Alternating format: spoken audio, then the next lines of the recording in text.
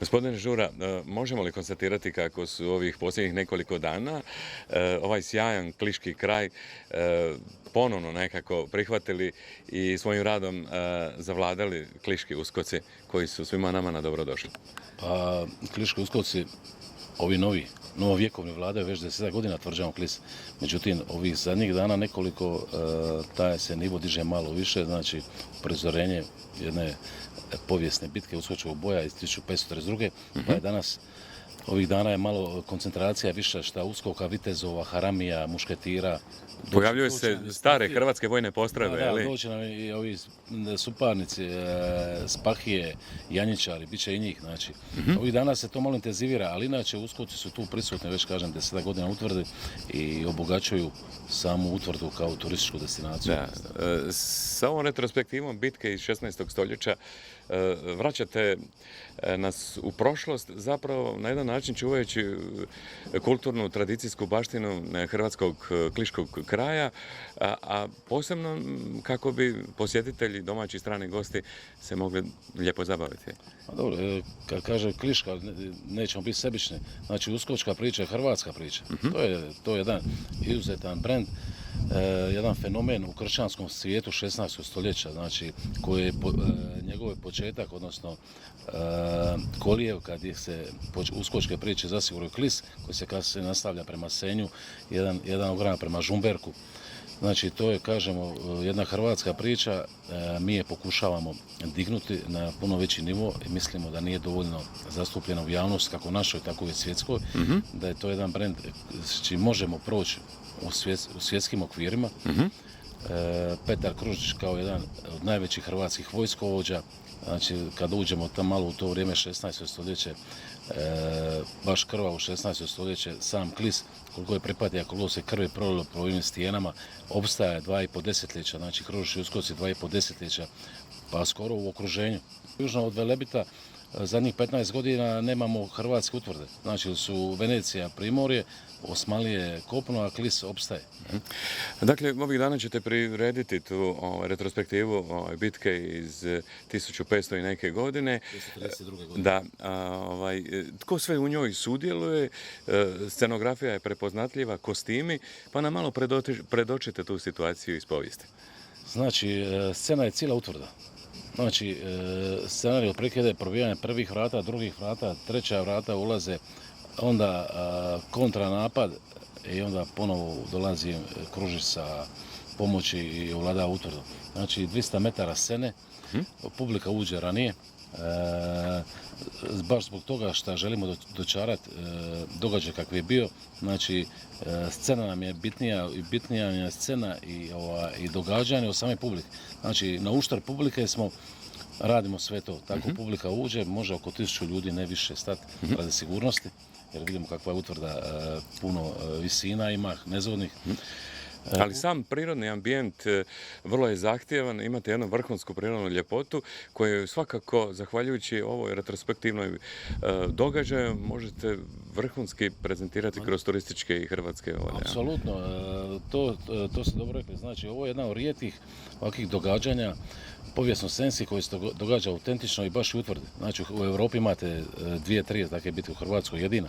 Znači, obično kad idemo po nekim drugim tim viteškim turnirima, to se dogodi na ledine, napravi se neka umjetna utvrda, znači mi tu idemo kroz pravu utvrde su i ono vrijeme, tako da svi zaljubljenici, naši prijatelji iz ovih viteških skupina, oni obožavaju doći u Klis, imamo puno upita čak izvan, međutim nismo u mogućnosti sve te prihvatiti. Znači, da se vratimo, učestvuje otprilike kod 250 do skoro 300 sudionika, kako koje godine, sudionika raznih viteških skupina, kako smo rekli. Pokušavamo da to bude šta bliže period, međutim teško je naći 300 ljudi sa odorama da budu svi u 10 godina periodu. Tako da to bude malo, neki i oskaču, ali zatvori moći, šta bi rekli. Znači, skoro 300 sudionika, oružja, kubura, topova, bezbroj, kopalja, strela. Dogodi se tu neka nezgoda, normalno, jer sve u tom žaru. Podijeli se, znači imamo te turske snage, autentični kostimi, to su naši prijatelji iz Karlovca, dubovački streličari. Oni su glavni Turci, dobiju još pojačanja neka iz Slovačke, a naša vojska, znači od cijele Hrvatske imamo znači goste iz Slovenije, još Češke, Mađarske, Slovačke i tako. Da. Gospodine Žura, koji ste vi lik u borbi u ovoj bitci? A dobro, ja pošto sam predsjednik udruge, znači ja sam Petar Kružić, znači ja dolazim na pobitke na konju sa vojskom, uskocima iz Senja, nekim plaćenicima koji dojam Sveti Otac, znači papinskom vojskom i spašavam ponovo Klis. Jer znači priča povijesna otprilike 1532. Klis na prevaru ulazi u Osmanlije, Kružić to vrijeme u Senju, čuje vijest, kupi vojsku i onda ulazi. Koliko vam treba vremena da se onako utjelovi u vama lik Petra Kružića? A nema to vremena, znači to živiš, ne ja, nego svi moji prijatelji, znači svi koji smo u priči, ako to ne živiš, to ne može opstati, znači ta priča, jer moram u ovom svem događanju, to je entuzijazam ogroman. Znači, žrtva članova udruge, pa i financijska udruge je nemjerljiva. I još uvijek je to znači jedan debeli voluntarizam. Da bi napravili jednu ovakvu priču i pričamo o tom turizmu, kao što smo rekli, da budemo prepoznatljivi, onda to mora postojati neki red, mora postojati znači forma da ovakva događanja, oživljena povijest, znači interpretacija oživljene povijesti, ovakav spektakl, da malo više se financira iz tih turističkih sredstava. Damire, na jedan posebno, rekao bih, ljudski i tehnički način, Kliški uskoci kao udruga daje podršku ovom događaju. Temelj, znači svega je znači udruga koja je 10. godina djelovanja udruge. Da naglasim, utemeljili su je dragovoljci Domovinskog rata iz Klisa, većinom pripadnici 4. gardijske brigade, s ciljem očuvanja baštine u prvom redu. Međutim, s vremenom se priča toliko to razvila, nismo ne slutili ni mi da će ići u ovom smjeru. S početka je to trebala biti protokolarna postrojba, međutim, oživljena povijest je ono što nam se privlačilo, znači interpretacija oživljene povijesti, sama utvrda koja je tražila to da budemo dio nje, da na njoj rekonstruiramo te događaje i jednostavno to vas nosi. Recite nam koliko vas zapravo turistička, društvena i općenito hrvatska javnost prepoznaje kao udrugu, kao ljude koji nesebično dajete u promociji svog dalmatinskog i hrvatskog turističkog podneblja? Pa moram reći da je tu problem. Problem je u većim dijelom turističkih djelatnika, odnosno agencija, znači rijetki su oni koji prepoznaju, jer ovo je novi turistički proizvod. Htjeli mi, ne htjeli. Svi pričaju o tome, ja cijeli život slušam, treba nešto napraviti kad kreneš u to, međutim problemi. Znači agencijama je puno lakše odvesti na Krku, na neke već destinaciju u Izraelu, nego napraviti neku novu. Tako da je, ovo je mukotrpan posao, ali vidi se, ima ljudi u turizmu, u agencijama, ima ljudi. Da, upravo sam htio kazati. Međutim, ne dovoljno. I dok snimam ovaj materijal, na desetke domaćih stranih gostiju razgledavaju zidine, oni znaju što će se dogoditi ovih dana ovdje, pitaju, raspituju se. Koliko napravo radite na osobnoj promociji? A to je, vidite, sve je novac, znači marketing je novac, promocija je novac. Ja uvijek kažem, nama je draže kupiti jedan dobar mač nego potrošiti novce na marketing, premda je možda to krvi put.